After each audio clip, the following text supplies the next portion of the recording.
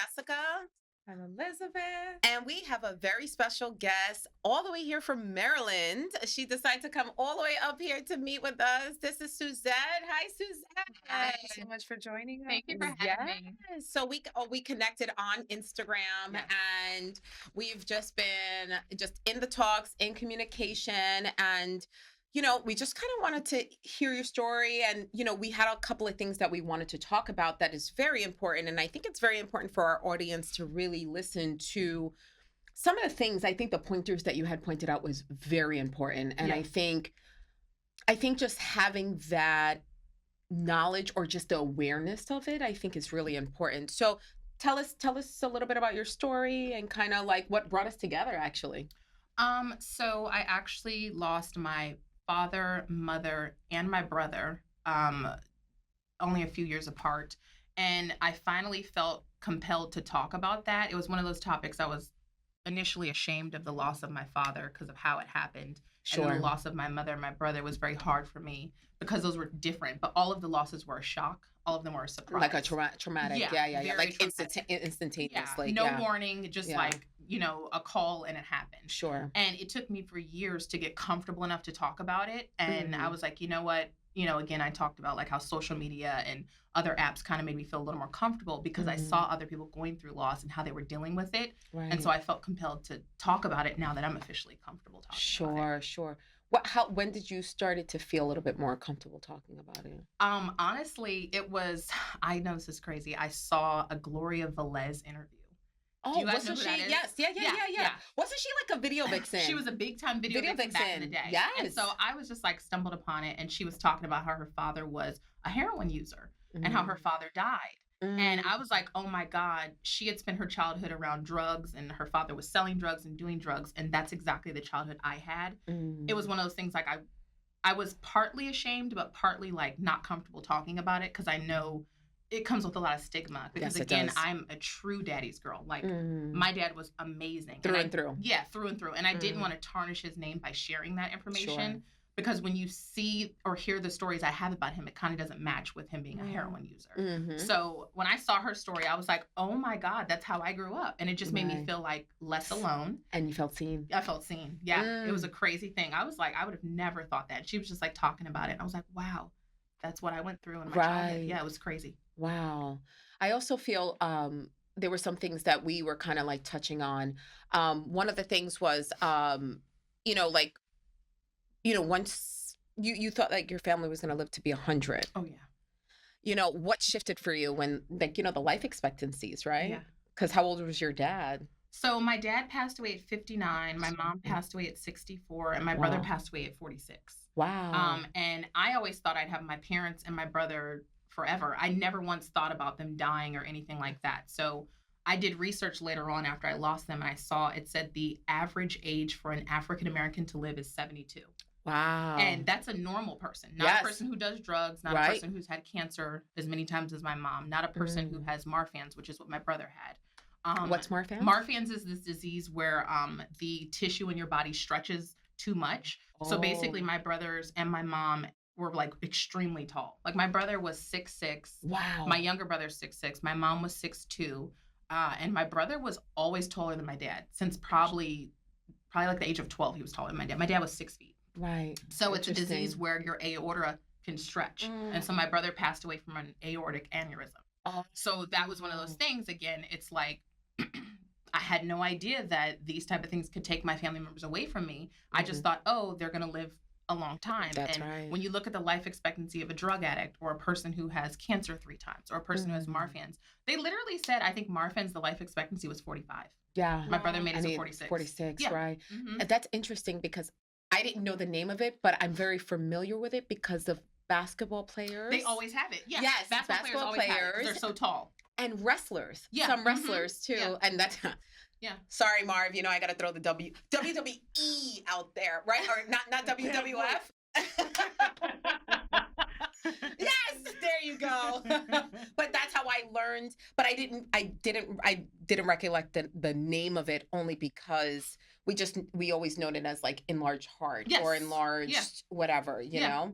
Because even when they said it, I was like, wait a minute, my mom had Marfan's. We never thought my brother did. Wow. And that's what it is. The heart is just continually stretching until it can't anymore. Wow. I'm sorry, the aorta. The aorta, yeah. Stretching. Yeah.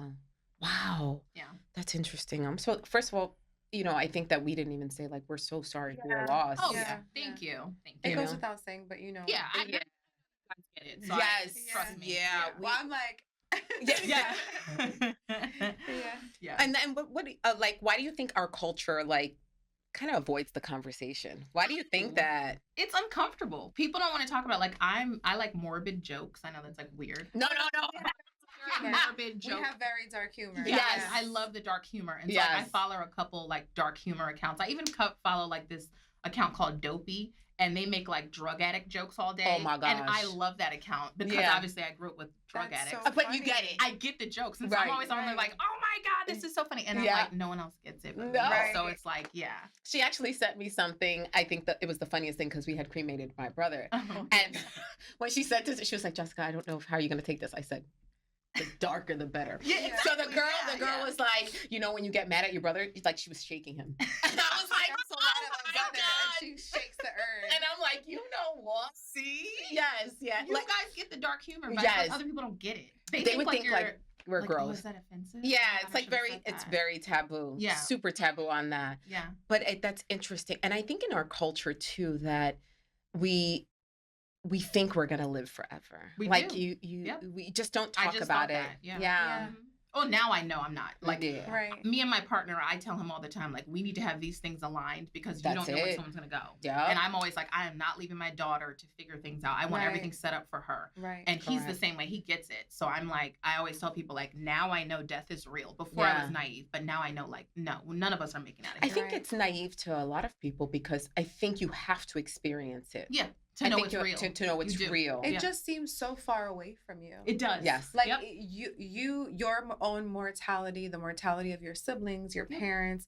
Sometimes it feels like it's so far away, and then you realize when it affects you firsthand. You know, here it is. It's real. So you found support online. When did you feel? Sorry, I meant to say I'm reading our questions.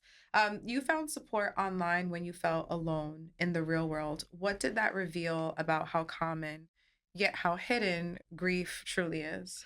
Oh, it literally let me know, like, clearly there's a problem because I'm not the only person who's ashamed to talk about it or uncomfortable to talk about it. Right. So, like, TikTok, Reddit, Instagram. Reddit is so good. I love me a Reddit. Yeah. I love me a Reddit rabbit hole. It's so good.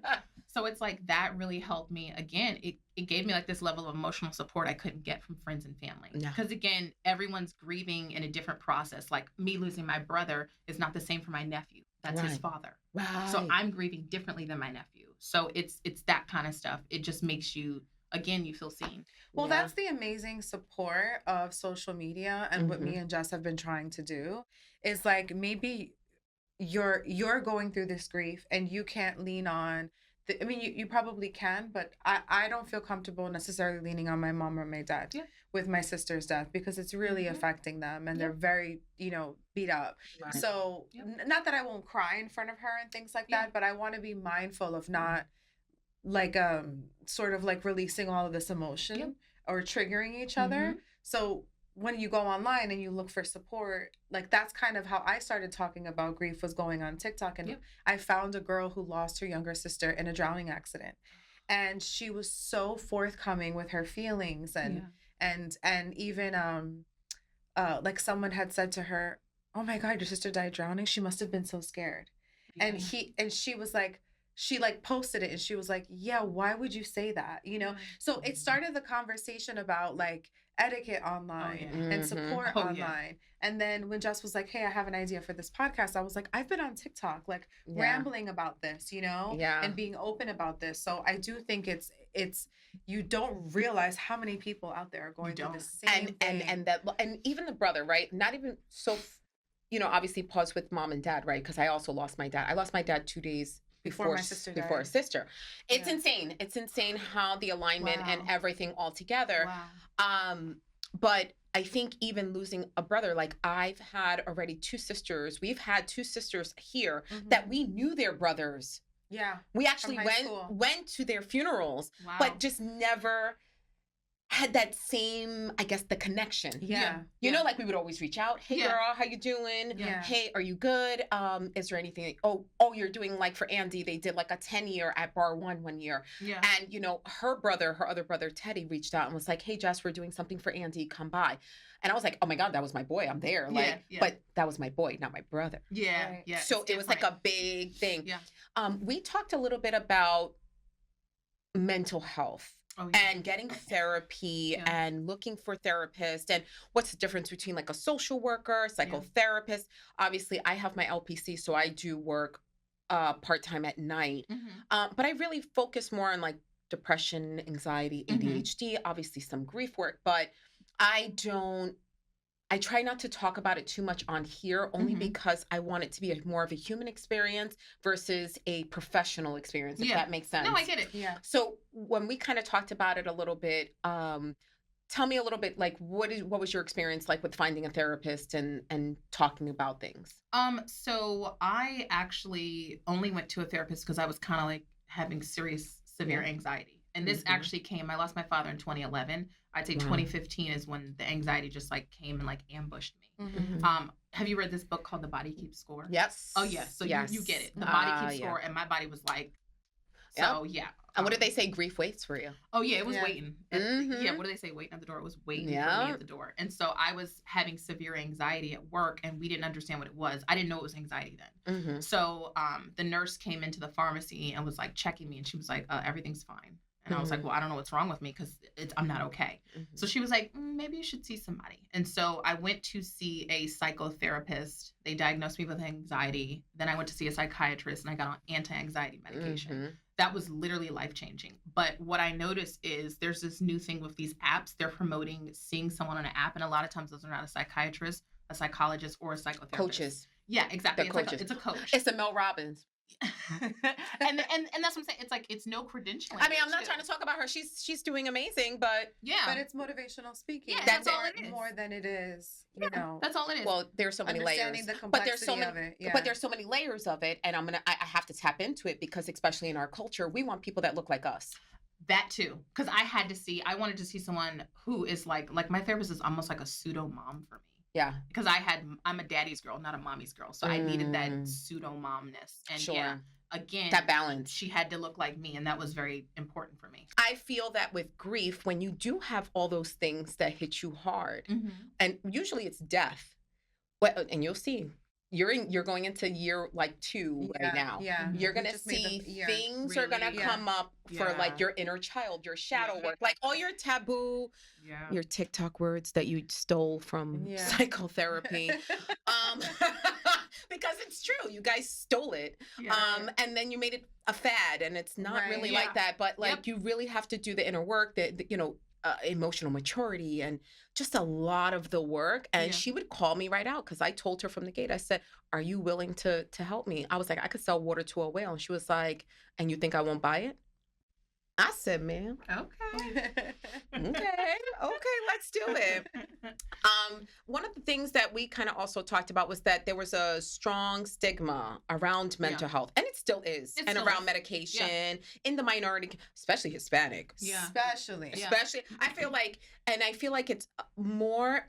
So where you got levels on this, right? So you have the Black community, then you have the African American. I'm talking about African, right? My dad is from Ghana. Like they don't. Oh, you on Medicaid? Oh, they're really not doing that. No, in that culture, they're really not. They're like, what? No. Especially because so many times in both Latin and Black communities is that they think often that you are substituting faith and prayer with medication. That's exactly what it is. And it's like we can do Jesus and Lexapro. Yeah, exactly. Lexapray. Yes. We're gonna do Lexapray right now. Okay. It's like I survive on a little bit of both. You know what I mean? You need it. Right. No, I love that. But it's so true. You get that like, we'll just pray. We'll just pray. And it's like, what makes you think I haven't been doing that? I am sitting with my pastor. I am having a hard time. Right. I'm doing that. Yeah. And I have a Bible study group. Like, trust me, I'm doing it. But like someone had said to me, like, God also provided people to be doctors and people to make medicines, and like all of that is part of you taking care of yourself, you know. Yeah. But Or then even teaching go the ahead, coping mechanisms. That's it. There you go. That I didn't learn that from anywhere but psychotherapy. Right. That's the But then, only right, place I next learned it. level. So you said, but God also made the untouchables. So now if you want to get deeper, right? The untouchables, you don't deal with spirituality, you don't deal with mediums, you don't deal with none of that. Right. So Yep. God made all of this, Right. even the air we breathe, the Right. trees that are growing, the Right, flowers that are right, growing, right. right? So Yeah. there's so many different layers to it, and Right. it's so, you know me, I find this stuff No, of all course. fascinating. It's all whatever works. And that's the thing. It's like we will never sit up here and say no to medication or no Sure. to this or no to that. We've done it all. We've done the Right. drinking. We've done Mhm. the Same. we've Yep. done it all. We've To done numb it all. out. Yep. To numb Yep. it out. And it's like, you know, we've done it. Right. So we're Yep. we're telling you, like, Right. there are healthy ways to Mhm. grieve and there are unhealthy ways to grieve. She's a professional. A lot of my life is dedicated to faith. We both fell many Mhm. times during our grief journey. So it's like, the other thing is too, it's like, if you don't feel comfortable talking to anybody right now, at least you have this podcast or Right. many Yeah. others Right. or many other videos or many other books that you can read. Like, you can do a little bit of grief on your own. Yeah. Just make sure that you're tapping into the right sources. Do you feel like you fell at any time? Like, Oh, many times. I feel like I'm still feeling. I'm not well, gonna lie. because your hormones are still going together. I get it, girl. I'm here. I'm with you. I'm with you. I'm with you. I'm with you. Guys posted a video. It was 2 weeks ago talking about trauma bonds, and Yeah. oh my Girl, god, That was a I sent that to my boyfriend, and I was like, "This is me and my best friend." Mhm. Oh I my went through that God. too. I felt like someone had punched me in the gut when I saw you guys post that video, yeah. and he was just looking like, "Duh," Mm. and I was Yeah. like, "Oh my But god, you this see is it. me." But we need to feel it. Yeah, we need exactly. to go He through saw it. it. I didn't Yeah. see it, and Yeah. for years I didn't know, because me and my best friend, we've been friends since we were 14, and we both have been through like so much trauma together, and we're like sisters now. And I was just like, wow, we have a trauma bond. Mm-hmm. Like, that's really what it is. It's severely rooted in trauma. And that's something that I was saying to you, that like I think even with my old best friend, and I say old because in 9 months of my grieving process with my brother, I leaned on her a lot, and it was like a very huge Right. codependency. And I Yep. think, and she never communicated like, "Hey, girl, This is a little this too much for me." Instead, she's like, "No, we're both on two different journeys. Yeah. Sayonara." And I said, "You know what? No doubt." But I even said like, "No doubt." Like, Wait, I she wasn't. said bye, like Yeah. sayonara? I haven't. It's been 6 years. So Oh. as 6 years as of November. Yeah. And I only say because it was my brother's been gone 6 years.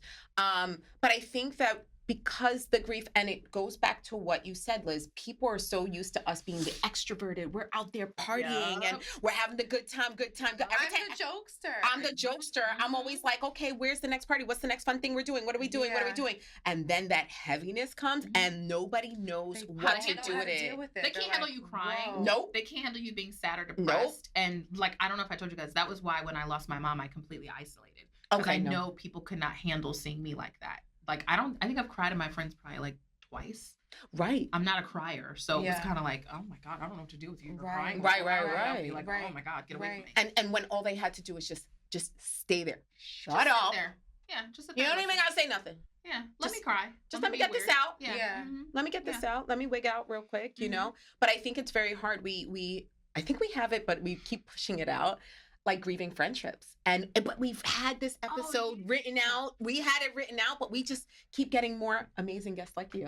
And just Thank more you. more amazing topics that just keep getting pushed up, like the trauma We do bonding. touch on it all the time, though. Is Yeah. grieving friendships.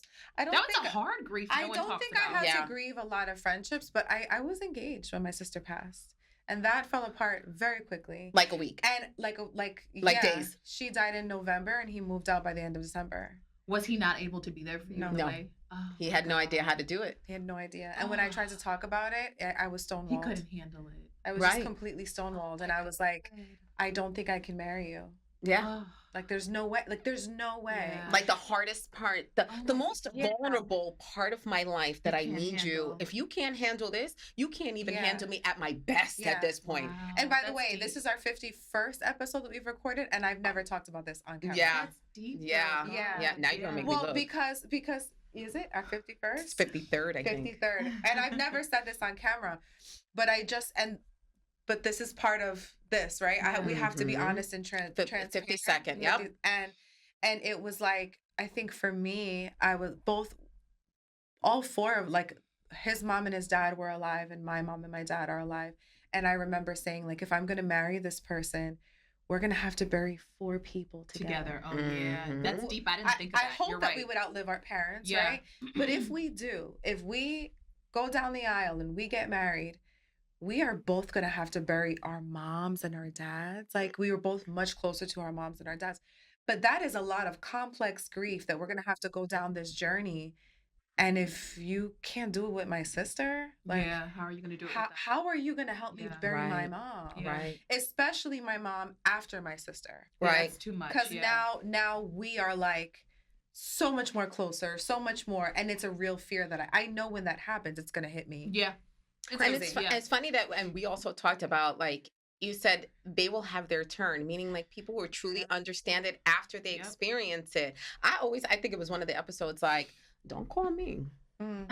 Go look at these episodes. Don't call me, because you know what? It's gonna come. It's gonna come. Everyone's gonna. Everybody gonna die. And we always say, like, you're gonna die, but we have these episodes to kind of keep us going, and our kids will see this. Your daughter will see this, and she will have this, that she can hear your voice and like take snippets of. I mean, by the time AI gets on this, like, you know, they're gonna have me say a whole bunch of we just talked about that, the AI grief box. Mm-hmm. Remember when we talked about that? Oh yeah. This is the one that even for, like, that you thought that you wanted to take Nat and do, like, the hugging. Oh yeah. And I was like, I can't do it. I can't do it.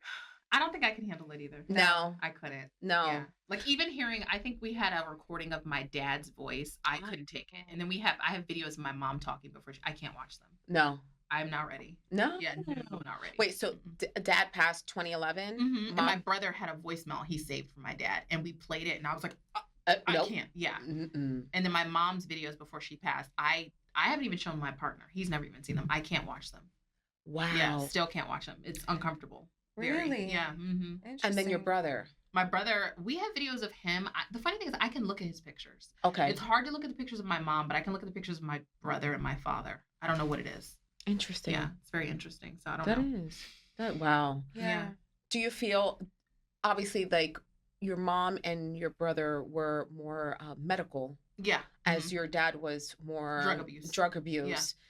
Did you feel anything different? Besides their roles, but the way that they passed, did you feel anything different? Like, did it change the grief for you? Like, it did. It did. My mother, like I said, I isolated. With my brother, that was such a slap in the face. I mean, I quit my job. I didn't work for like 3 months. I was living off my savings because I was just like, I was like, I just started working again. I've been home for 4 months. You have to. You really have to. And I'm like, I look back, if I could have done that for each grief, I probably wouldn't have been in therapy and having panic attacks at work. Mm-hmm.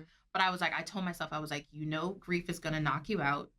Quit your job. Just deal with it. Yeah. And then, lo and behold, I got pregnant with my daughter. So I was like, oh my God. Yes. I was like, thank you. This was like, ugh. Yeah. So then she came along, and that was just like, and she's the cutest little. Oh my God, she was here. She was holding my hand. She was here. She loved y'all. How old is she? So we can tell listeners. She is 16 months. 16 months. She was New York red. She's your.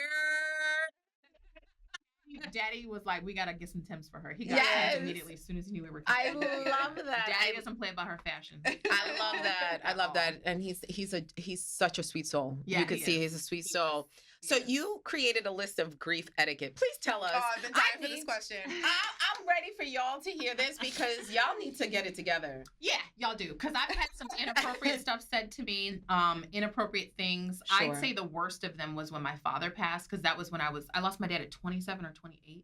So that was like terrible. I mean, I was cutting people off left and right because I was like, you can't be serious. Obviously, looking back now, I'm not that person. I didn't cut anyone off with my mom and my brother passing because I know people can only show up for you in the capacity that they have. In the capacity they have, because most people can't even show up for themselves. That's so I'm like, how can they show up for me if they can't even show up for themselves? That's a real mature takeaway. Yeah. I had to learn that. And my nephew's grieving the loss of his father, and I tell him, I'm like, these people don't know how to show up for you. My nephew lost his father at 16, And I'm like, these are high school kids. They don't know how to show They up have for no you. idea. They don't. Like, But they I are didn't know. very resilient. That's the difference between them and adults. They are. My They are. sister's best friend, my daughter's best friend didn't know. They don't get it. He came over. What the interesting thing is that I was like, why wouldn't my daughter tell her best friend? Like her best friend came over the house and I had like a candle and everything.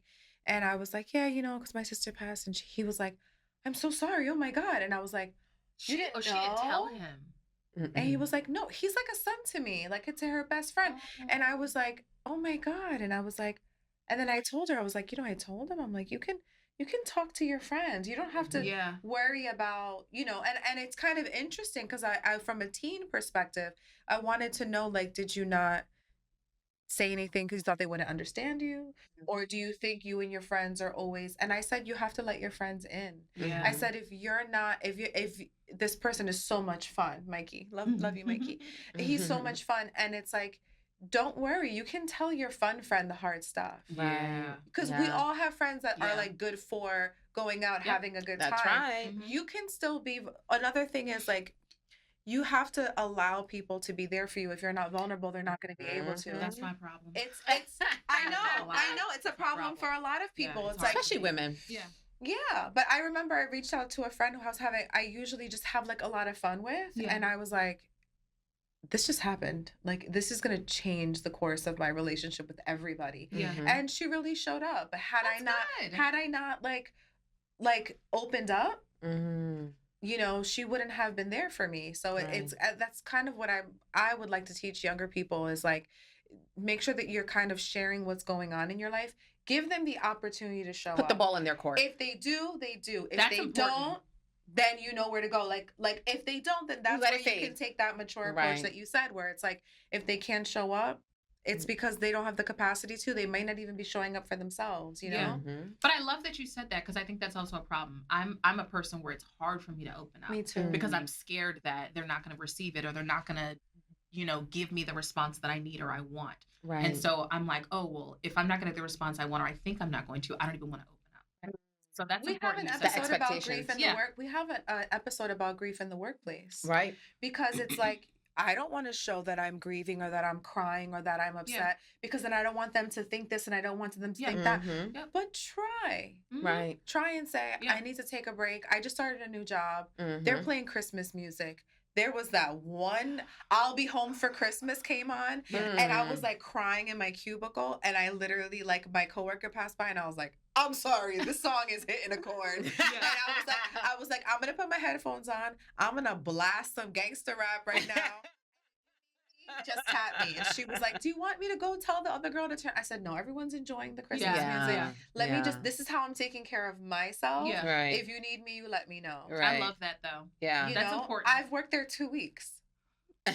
Oh, so you, okay. This is real. Wow. It's First of all, she's fresh. real fresh. I'm real She's fresh. real fresh into this. So so I personally feel like because my sister died right before Christmas last year, I was in shock. Yeah, of course. I was in shock. Yeah. I wasn't really feeling it. This is the Christmas where I'm like, oh man, she's it doesn't really not set gonna be until here. Yeah?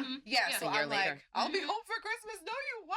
And I'm like crying, and I'm like, okay, I need to chill. I ordered Jersey Mike's and I ate a sub at 11:30 at my desk and listened to my rap, and I got the day done. I read a 71-page document and like did what I had to do. But that's good. You were able to make it through, and you knew what you needed. You were able to be honest with your coworker. Yeah, because what am I gonna do? I have to call out 2 weeks into my new job. That it's like a job that I've wanted for a very long time. Yeah, and I've been home crying. Like, what am I gonna do? Go home and cry? I've been home crying for 4 months. Yep. Yeah.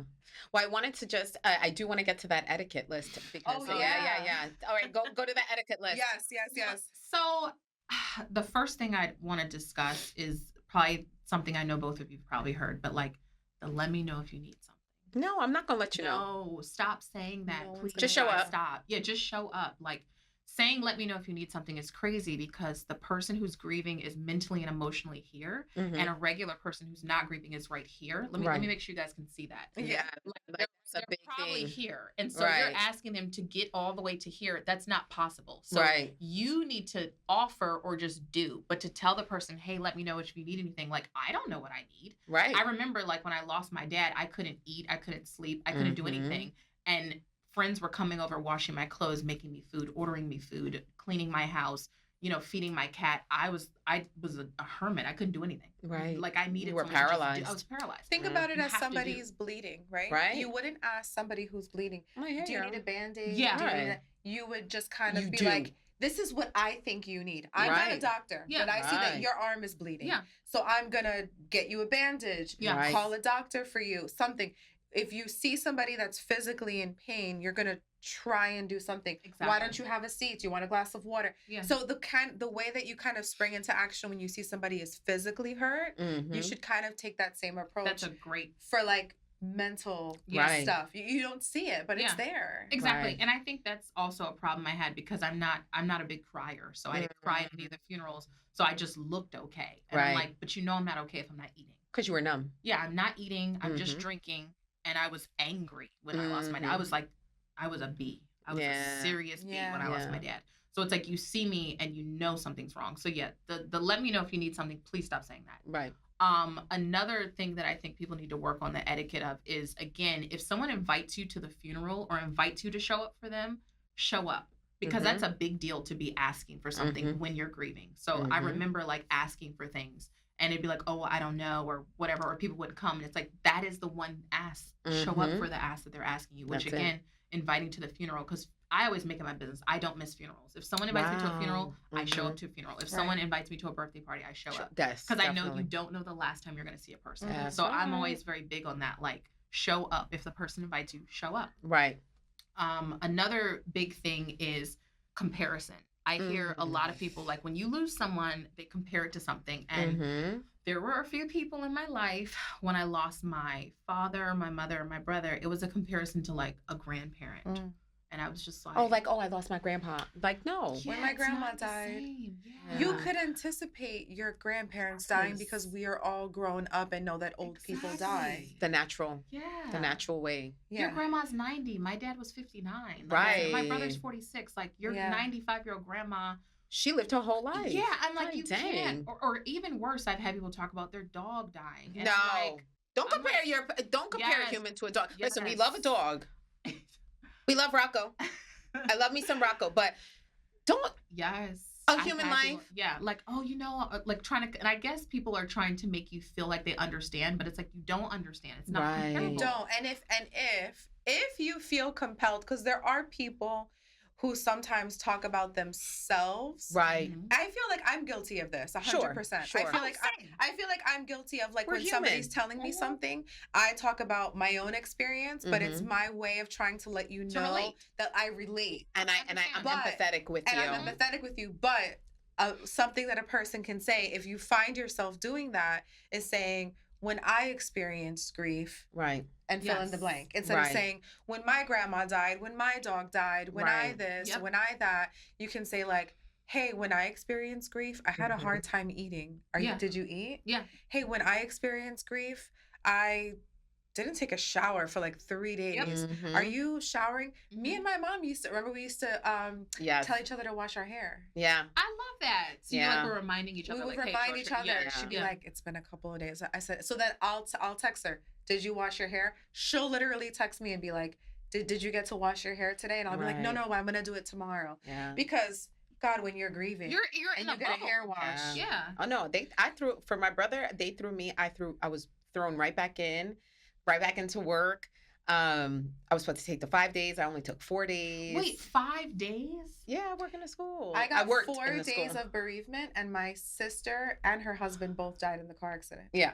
So it was back to back memorials, wakes. Yeah, they didn't things. care. That was it. I had 4 days. I literally was like numb, probably until I started seeing Yeah. my therapist, and then I was like, all right, wake up call, like this is the Yeah. real. But it was after the first year, like by this February, is the weird. we buried her December 2nd. Yeah. By February, I was out of days. Yeah. Because I hadn't taken any time. Because she was also out of state. Yeah. She didn't take any we days, had to yeah. transport them from North Carolina. Yeah. Yeah. So It's- it was Oh my like. God. Because But people, they don't bereavement care. time. They don't. No one so cares. my They friend, don't care. my friend No, like never jobs don't takes a care. day off. My Yeah. friend never takes a day off, and she was like laughing about how she has so much time left at the end of the year. Yeah. And when she sent me the screenshot, we were both like, "Oh my God, most companies give you more time for jury duty than bereavement. I've never knew that. I did not know that either. When I compared the hours, Sure. and I was like, oh my God, you're right. They'll give you like 4 days off for bereavement. And get paid $5. But they'll give you a week if you have to go to jury duty. Yep. That's so backwards. Yeah. Oh It's my so God. backwards. Yep. Jury duty is not, it's not that important. No. Yeah. No. You could What? find somebody else to go do jury duty. Literally. No, nobody cares. Wow. It's I did not know you guys had that little bit of time. Like I'm a pharmacist, and pharmacists, they don't get a lot of time off. No. So I thought that was, excuse me, I thought that was just my job. No. I didn't know other jobs did. no, it's that. like a legit. It doesn't. I worked as a school counselor. It didn't matter. I used up all So my what time. are you Yeah. supposed to- so you're at work and you're supposed to come back in and behave like you're okay. Smiling. Oh no! And then everybody would come in and visit my office. I couldn't get any work done. Yeah. Like it was a lot. That is insane. Yeah. That is insane. Yeah. That's why I quit my job, because there wasn't enough time. And I was like, I gotta had do to what I gotta completely do. change my whole career. Well, yeah. even with my dad, like I was there picking out his casket, and I'm getting texts like, "Are you gonna return back to work?" Because I was still on leave. I just had my daughter, so and I used all my days. I was like, "Nah, screw that." Oh Who's my them? God. Yeah, and she, my boss was like, "Yo, you coming back?" I was like, "Yo, I'm picking up my dad's casket. Casket? What- like, what you want me to do?" And she was like, "It's just a yes or no." I said, "No, Yes or no? hard What? no, Yeah. a hard no. You know what? Now, a real hard no. I'm Yes. never coming back. If I ever do go back to a school, I'm never going back to that district, and I don't care who sees that." Oh my God. You know what I'm saying? Like, don't come for me. Is there anything else on your grief etiquette list that you'd want to share? I think those are the top three. Yeah. I'd say, yeah, Yeah. those are the top three So that I like see the the most common. comparison. Yeah, Yeah. yeah. Yeah, that's a big one. Oh, you know what? One more thing. Sure. Checking in. Yeah. Remember that, how we talked about you just saying you're 1 year in? I think people think forget after the funeral, you're going back to your life without your loved one. That's it. So And like you're the checking redoing in, new. Yeah, you're a new person. So Mhm. the checking in, I notice it stops after the funeral. And it's Mhm. like, hey, no, this is when the real work starts. I Mhm. am not okay. And Mhm. I'm numb, and now I have to go through life without it. It hits you, like you said, Right. a year later, years later. I Mhm. didn't get diagnosed with anxiety until 5 years after I lost my dad. Didn't we say that? The It 5-year took mark? 5 Yeah. years 5-year for it to mark? really punch me in the gut. Right. Yeah. I was like, oh, I'm working through this. I'm okay. And then I'm at I think I was at a taco shop. I love tacos. And they started Same. playing the Stylistics. My dad loved the Stylistics. And they started Yeah. playing it. And I was like, Yeah. and I couldn't function. And I had to I think I ran out of there and left my tacos and just left. And Yeah. that was the start of my anxiety. Yeah. So yeah. Anxiety is so complex because it has such a physical toll on Yeah. your body. Yeah. And so I thought I was having a heart attack. You do. You feel like you're dying. Mhm. Yeah, I literally, definitely. Olivia, my son was at the movies, and I remember I was having really bad anxiety, but I didn't realize what it was. Mhm. And she called my son, like, you need to come home from the movies. I think mommy's having a heart attack. And I was like, it's just it's just stress. Like, you Yeah. It's gotta, just built up I right went here. and I took all these tests, and they were like, you're fine. You're a little fat. Yeah. They were like, you gained a lot of weight. Oh my gosh. But what you're feeling is a combination of anxiety and weight gain. And I Yeah. was like, all right, I gotta Yeah. chill out, stop eating, There you go. see what we can do. We got this.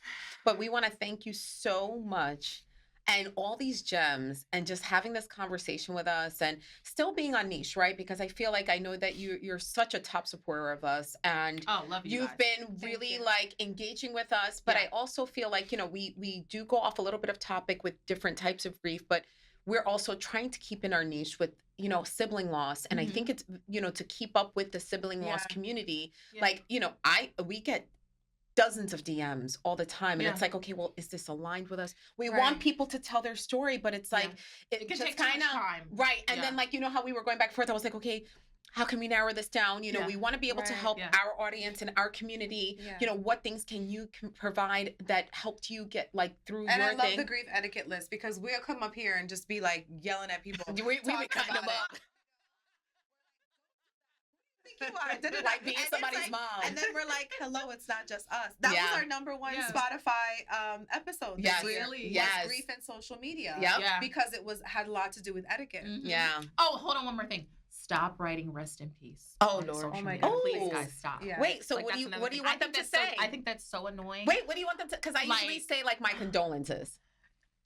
You can Is say, that still rough I too? mean, I'm not gonna say you can't say that. You can say whatever you want, but I'm just like, when people just write rest in peace. Oh, like it's just a so R.I.P. lazy. Like, it's just so It lazy. is lazy. Yeah, it It's is so lazy. Like, I don't do that. Like, It's better to say like sending you love. My heart is with you. Yeah. Something for Your the prayers or whatever. Person. Rest in peace. My Like, condolences. yeah. I always say I'm so sorry for your loss. My I say condolences. that. Yeah. I say that. I'm so Yeah. sorry for your loss. Or I try to let them know, like, I'm gonna be honest. I'll DM someone and be like, hey, like, I just want you to know, like, this is gonna be a lot. This is not going to be over after the funeral. Yeah. I'm very real when I DM people I see going through loss, because I want them to know this is not something. It's just like, oh, okay, you're walking through life and you're going to be okay. Like, no, it's a process. It's a process. It's Yeah. a lifelong process. Absolutely. Forever. Well, we Yeah. want to thank you so much. Thank Thank our you. audience for listening. And Thank of you. course, Thank coming you all the to way up here this- from Maryland. And I love that. It's a terrible snowstorm. By Yo, the way. oh yeah. It's Like we had to it's reschedule on terrible. somebody. Like I didn't even shovel out my car. Uber it's here. literally 4 inches though. What a terrible man. Anyway, sorry. My bad. Yo, Marv. That wasn't a cut at a man. I'm sorry. I'm sorry. Mark, feel free to hit us with some sound effects. Yeah, seriously. But you can find this episode basically on YouTube, Apple Podcasts, Spotify. You can also follow us on TikTok, on Instagram. Like, share, subscribe, comment, because then it can also reach out to someone who really needs it. And just to let you know, you're not alone. Yes. Thank you so much. Thank you so much. You're welcome.